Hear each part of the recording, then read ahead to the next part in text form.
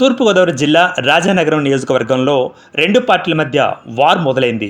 ఒకరి తప్పులు ఒకరు వేలెత్తి చూపించుకుంటూ కౌంటర్లు వేసుకున్నారు. ప్రెస్ మీట్ లో మాట్లాడిన మాజీ ఎమ్మెల్యే జక్కంపూడి రాజా, ప్రస్తుత ఎమ్మెల్యే సతీమణి వైసీపీ పార్టీలో ఎంపీటీసీగా గెలిచి ఇప్పటి వరకు ఎందుకు రాజీనామా చేయలేకపోయారని ప్రశ్నించారు. ఆ ప్రశ్నకు జవాబుగా కోరుకొండ జనసేన పార్టీ కార్యాలయంలో ఎమ్మెల్యే బత్తుల బలరామకృష్ణ, సతీమణి బత్తుల వెంకటలక్ష్మి జవాబిచ్చారు. ఈ సందర్భంగా ఎమ్మెల్యే సతీమణి మాట్లాడుతూ, ఎక్కడో అడవుల్లో ఉంటే మాజీ శాసనసభ్యులకు ఎలా తెలుస్తుంది అని ప్రశ్నించారు. ప్రజల్లో ఉంటే తెలుస్తుంది కదా అంటూ ఆమె సమాధానమిచ్చారు. నేను రాజీనామా చేశానో లేదో తెలుస్తుందని అపహాస్యం చేశారు.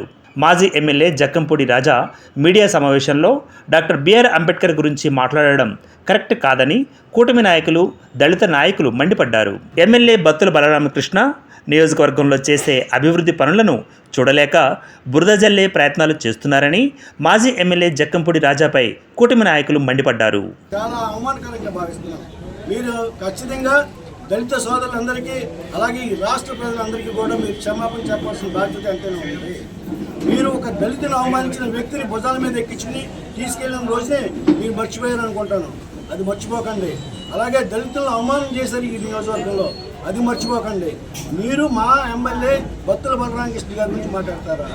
ఆయన నెగ్గిన రోజు నుంచి ఇప్పటి వరకు కూడా మన నియోజకవర్గంలో ఉన్న ప్రతి సమస్య మీద ఒక అవగాహన ఏర్పరచుకుని ప్రతి దాని మీద ఒక సిద్ధాంతపరంగా ఆయన ముందుకెళ్ళడం అనేది మీకు సహించలేని కింద ఉందనుకుంటారు. కోడిపందాలు, ఆఫ్టర్ కోడిపందాల గురించి ఆయన మీద అవినీతి అభాండం వేస్తారా? మీరు చేసే అభాండాలన్నీ కూడా ఎదటి వారి మీద రుద్దడం అనేది చాలా ఈ నియోజకవర్గంలో ప్రజలందరికీ తెలుసు. మీరేంటి, మీ కుటుంబం ఏంటి, మీ భాగోతం ఏంటి, మీరు చేసే రౌడీయిజం ఏంటి, మీరు చేసే గంజాయి దందా ఏంటి, మీరు చేసే ఏ విధమైన విధానం కూడా ఏంటనేది ప్రజలు గ్రహించారు. మిమ్మల్ని ఇంటికి పంపించారు. జాగ్రత్తగా ఉండండి. 4 నెలల టైం ఇచ్చాను, 5 నెలల టైం ఇచ్చాను. మాకంత టైం అవసరం లేదు. ఇప్పుడు మేము రెడీగా ఉన్నాం. మీరు రెడీగా ఉన్నారంటే మేము రెడీగా ఉన్నాం. జనసేన కూటమి, ఎన్డీఏ కూటమి అంటే మీకు ఎట్టకారంగా ఉందా? మీరు వైఎస్ఆర్సీపీలో 5 సంవత్సరాలు రాష్ట్రాన్ని అధోగతి పాలు చేసి, ఆర్థికంగా అధోగతి పాలు చేసి, రాష్ట్రాన్ని వివిధ రకాలుగా తాకట్టు పెట్టి రాష్ట్రాన్ని అప్పులు పాలు చేసింది మీ ప్రభుత్వం.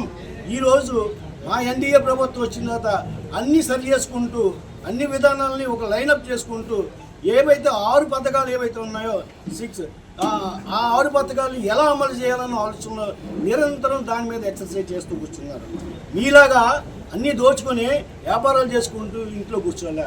ఈరోజు రాజకీయంగా ఒక పార్టీ తరపు నుంచి మనం ఒక ఎమ్మెల్యేగా ఎన్నుకున్నామంటారంటే ప్రజలకి ఏ నమ్మకంగా మనం పనిచేయాలన్న విధానంలో బత్తుల బలరామకృష్ణ గారు అహర్నిశలు దాని గురించి ఆలోచిస్తున్నారు. అలాంటి వ్యక్తిని నువ్వు పర్సనల్గా ఆయన మీద కామెంట్ చేసేంత స్థాయి అనేది. పర్సనల్గా కామెంట్ చేయడం అంటూ వస్తే మాట్లాడమంటావా? మీ కుటుంబం గురించి మాట్లాడమంటావా? తప్పదే. మీరు ఏదన్నా ఎదుర్కోవాలనుకుంటే రాజకీయంగా ఎదుర్కోండి. రాజకీయంగా ఏమన్నా ఉంటే తప్పులుంటే చూపించండి. అంతేగాని వ్యక్తిగతంగా విమర్శలు చేస్తే మాత్రం జనసేన పార్టీ తరపు నుంచి, ఎన్డీఏ ప్రభుత్వం తరపు నుంచి గట్టిగా వార్నింగ్ ఇస్తున్నాం. ఇక నుంచి అలాంటి కానీ కామెంట్స్ కానీ విధానాలు కానీ ఏ విధమైన మాటలు మీ నోటి నుంచి వచ్చినాయంటే మాత్రం జనసేన తరపు నుంచి మీ జనసేన నాయకులు ఊరుకోవాలని మరొకసారి హెచ్చరిస్తారు. జై హింద్, జై జనసేన. నా పేరు బత్తుల వెంకటలక్ష్మి, బలరామకృష్ణ గారు వైఫ్ని. మీ అందరికీ తెలుసు నా గురించి. ఇది నిన్న జక్కంపూడి రాజా గారు అయితే మాజీ శాసనసభ్యులు నిన్న ప్రెస్ మీట్ పెట్టి నా ఎంపీటీసీ గురించి అయితే మాట్లాడడం జరిగింది. జక్కంపూడి రాజా గారు, నేను ఎంపీటీసీకి రాజీనామా చేసిన తర్వాతే పవన్ కళ్యాణ్ గారితో నేనైతే కండువా ఎంచుకోవడం జరిగింది. కానీ నా ఎంపీటీసీ పదవిని మీరు ఆమోదం చేయకుండా ఎంతసేపు మా గురించి మాట్లాడడానికి ఏమీ లేక, ఆ ఎంపీటీసీ గురించి మాట్లాడడానికి మీకు అవకాశం దొరుకుతుంది కాబట్టి అది మీకు ఆమోదించకుండా ఆఫీసర్ని భయభ్రాంతులు చేసి నా రాజీనామాన్ని అయితే మీరైతే అంగీకరించకుండా అలా దాచిపెట్టించారు. మా ఎన్డీఏ ప్రభుత్వం వచ్చిన తర్వాత నేనైతే నా ఎంపీటీసీ పదవిని నేనైతే రాజీనామా ఆమోదించుకున్నాను. మీరు అడవిలో ఉండడం వల్ల నా రాజీనామా పత్రాన్ని మీరు తెలుసుకోలేకపోయారు. నేను రాజీనామా చేసిన విషయం మీరు తెలుసుకోలేకపోయారు. ఒకసారి నియోజకవర్గంలోకి వచ్చి ప్రజల్లో తిరిగితే నా రాజీనామా అనేది నేను చేసేనన్న విషయం మీకు అర్థమవుతుంది. ఇది క్లియర్గా చదువుకోండి. ఎందుకంటే మీరు శంకర్దాద ఎంబీబీఎస్, మీకు పూర్తిగా చదవచ్చో రాదో నాకు తెలియదు. ఇది క్లియర్గా అయితే చదువుకుని నా రాజీనామాను మీరైతే చూస్తారనేసి నేను మిమ్మల్ని కోరుతున్నాను. అదేవిధంగా మా గురించి మాట్లాడడానికి ఏమీ ఉండదు కాబట్టి ఎంతసేపు నా రాజీనామాను ఒక ఆడదాన్ని విమర్శిస్తున్నానన్న వింగిత జ్ఞానం మీకు లేక అస్తమాటు నా రాజీనామా గురించి మాట్లాడతారు. మేము చేసే అభివృద్ధి కార్యక్రమాలు మీరు ఒకసారి చూడండి. చూసిన తర్వాత గతంలో మీ పరిపాలన ఏంటో ఇప్పుడు మా పరిపాలన ఏంటో ఒకసారి చూడండి. మేము అభివృద్ధి కోసం, రాజానగరం ప్రజల అభివృద్ధి కోసం అయితే రాజకీయాల్లోకి వచ్చాం, కానీ మా సొంత స్వలాభం కోసం అయితే మేము రాజకీయాల్లోకి రాలేదు. మాకు అవసరం లేదు. మీకు ఇంతకుముందే నేను ప్రెస్ మీట్లో చెప్పాను. ఒకసారి ఒక రాజానగరాన్ని అయితే మేము మీటింగ్ పెట్టినప్పుడే చెప్పాం, మాకు ఎటువంటి చరిత్ర, రాజకీయ చరిత్ర లేదు. మేము చెప్పుకోవడానికి మా పూర్వీకులు ఎవరు రాజకీయాల్లో లేరు. కానీ మేము నమ్మి వచ్చింది ఒకటి పవన్ కళ్యాణ్ గారి కోసం, 2 జన సైనికులను మాత్రమే నమ్ముకుని మేము రాజకీయాల్లోకి వచ్చాము. ఆ సత్తా ఏంటో చూశారు మీరు. ఒక ఎంపీటీసీ మొగుడు మీద నువ్వు 35,000 ఓట్లతో ఓడిపోయావు. అదే ఒక ఎంపీటీసీ మీద నువ్వు పోటీ చేస్తుంటే 50,000 మెజార్టీతో ఓడిపోతావు. అది నువ్వు ఒకసారి గుర్తు తెచ్చుకో. నువ్వు తర్వాత పోటీ చేసే బరిలో నేనైతే నిలబడతాను. మన ఇద్దరం అయితే పోటీకి వెళ్దాం. నువ్వు ఒక ఎంపీటీసీ మొగుడు చేతిలోనే ఓడిపోయావు. నువ్వు ఎంపీటీసీ మీద పోటీ చేస్తే ఎంత దారుణంగా ఓడిపోతావు అనేది ఒకసారి గుర్తించుకో. తొందరపడి నువ్వేమి వాగ్దానాలు అయి చేసి మళ్ళీ రెండోసారి మడమలై తిప్పొద్దు. నువ్వు మళ్ళీ నేను రాజకీయం సన్యాసం చేస్తాను, నువ్వు రెండోసారి మాట్లాడొద్దు. ఎందుకంటే నువ్వు చేసిన వాగ్దానాలు ఏమి నెరవేర్చుకోవు, ఆ విషయం మాకు తెలుసు. నువ్వు ఎంతసేపు ఆడపిల్లలు పెట్టుకున్న సారి గురించి లేకపోతే దేవుడి గురించే మాట్లాడతావు. నువ్వు ఎన్నిసార్లు ఆ దేవుడి గుడికి వచ్చావు ఒకసారి గుర్తు తెచ్చుకో. నువ్వు నెగ్గడానికి ఎన్ని పూజలు చేయించుకున్నావు ఒకసారి ఆ గుడి దగ్గరికి వచ్చావు ఒకసారి నువ్వు గుర్తు చేసుకోవాల్సిందిగా నేను కోరుతున్నాను.